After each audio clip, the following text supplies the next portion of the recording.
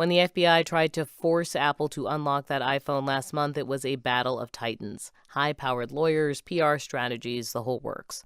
But what happens when law enforcement is frustrated by encryption that's run by private citizens? NPR's Martin Costi has the story of one such person and the day last week when the police showed up at his door. It was last Wednesday, a little after 6 in the morning, when David Robinson found he had Seattle police coming into his bedroom. I was undressed, and so I started to reach to close the door when the cop steps through the door and says, "No, I have to stand here while you're getting dressed." His wife had let them in because they had a warrant. They said a child pornography image had been traced to Robinson's home internet address.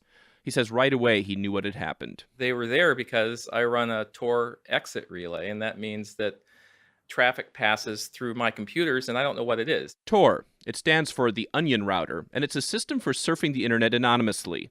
People use it to get around government censorship or hide from surveillance, but criminals use it too. You may have heard about the narcotics black market called Silk Road, which was busted by the feds back in 2013.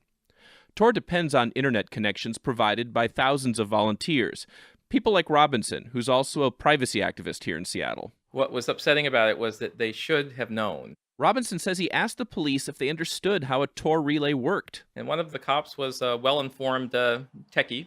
And he said, "Yes, we understand what it is. We understand." I said, "Well, then you understand that I don't have any control or knowledge of things that pass over my network. And there's no reason for you to be coming in here and accusing me of having child pornography." Other privacy activists went online to complain about the search, saying it was like raiding the post office because it had delivered a package containing contraband. The spokesman for Seattle Police, Sean Whitcomb, says his department gets that, but he takes the analogy a little further. When that post office is also someone's personal residence, well then, in that case, yes, we do have an obligation to search for evidence of a crime. And in this case, we're not just talking about any crime. We're talking about child pornography, which is just an absolutely vile offense. Rightly or wrongly, a TOR volunteer risks being associated with crimes like that, especially if the TOR relay comes out of his home address. And when the police show up, that person is going to feel pretty alone, legally speaking. An individual is highly unlikely to have access to an attorney at his or her fingertips. Stanford law professor Jeffrey Fisher worked on an important case involving police access to cell phones.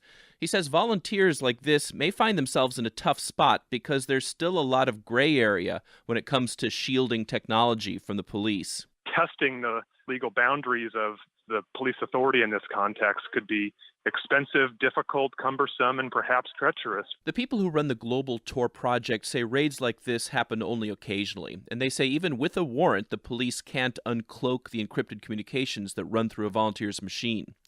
But that doesn't mean the police can't exert some pressure. There was a hint of that last summer in Lebanon, New Hampshire, when a branch of the public library started hosting a TOR connection. Chuck McAndrew is the information technology librarian there. The police department never actually told us to shut this down or anything like that.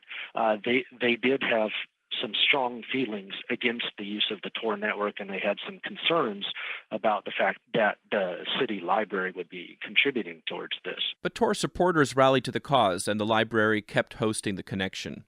In Seattle, David Robinson says last week's police search hasn't changed his mind about TOR either. There need to be more TOR exit nodes, more TOR nodes generally, and you don't need to be discouraging people from doing it by intimidating them with bogus criminal complaints. So, I have every right to do this, and I wasn't doing anything wrong or unethical. To him, it's a matter of principle that he should be able to run a TOR relay out of his home without raising suspicions, though he admits that in practice, that's something he may have to reassess. Martin Costi, NPR News, Seattle.